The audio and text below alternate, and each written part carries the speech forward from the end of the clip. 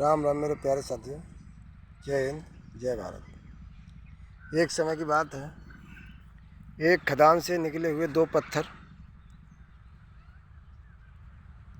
खदान से निकाल के पत्थर दो डाल दिए थे बाहर। किसी कारणवश कैसे भी गिर गए, कहीं दूसरी जगह सप्लाई हो रही होगी, वो दो पत्थर निकल गए।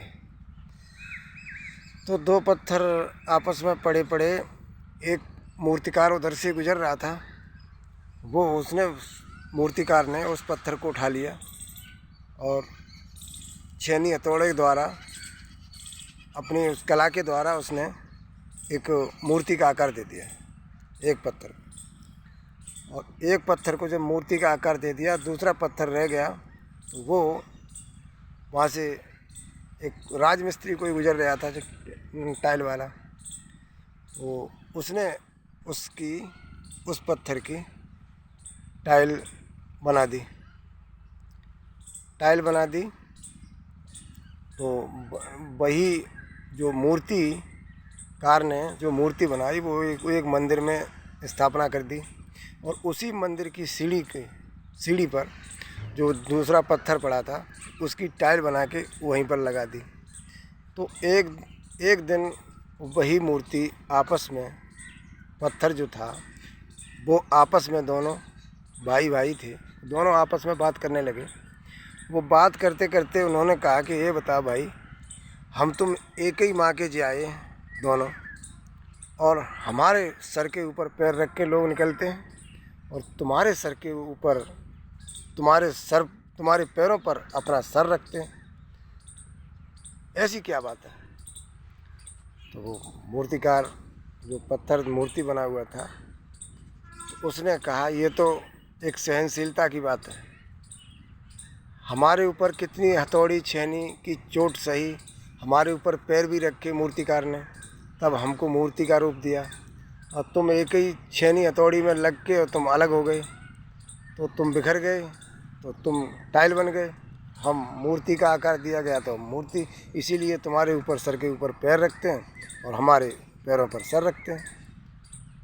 तो वो पत्थर सोचने लगा, बात तो ठीक कह रहे भाई।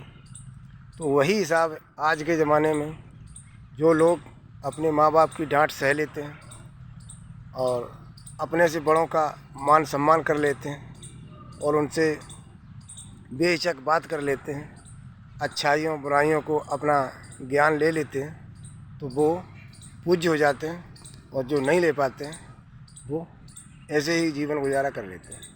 तो ज़्यादा ना कहते हुए थोड़ा सा ही विचार किया। राम राम, जय हिंद जय भारत। इसलिए अपनी माँ बाप की डांट को सहना स्वीकार करो, और प्रेम पूर्वक, क्योंकि कहते हैं कि जिस सिरप में डांट नहीं होती ना, वो उसका सिरप सारा बिखर जाता है, चाहे कितनी भी कीमत की हो। और जिसमें डांट सुरक्षित है, तो वो सिरप की कीमत रहती है।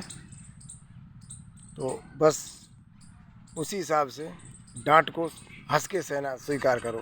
अगर डांटता है तुमको कोई, तो तुमको अपने से अच्छा बनाना चाहता है, इसलिए डांटता है।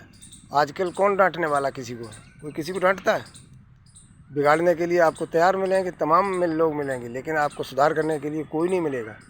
इसलिए अपना स्वयं सोचो, विचारो, और दूसरों से राय लो, अच्छी संगत बैठो, और अच्छे आचार विचार तभी आएंगे। जब गलत सीन देखोगे तो गलत आचार विचार आएंगे, गलत लोगों के साथ रहोगे तो गलत ही संस्कार पैदा होंगे, गलत ही खान पान करोगे तो गलत ही रहन सहन सारा। इसलिए अच्छा विचार रखो, अच्छा खान पान रखो, अच्छे लोगों की संगत करो, अपने माँ बाप का आदर करो, सम्मान करो, उनकी डांट को प्रेम पूर्वक सहा करो। धन्यवाद। जय हिंद जय भारत।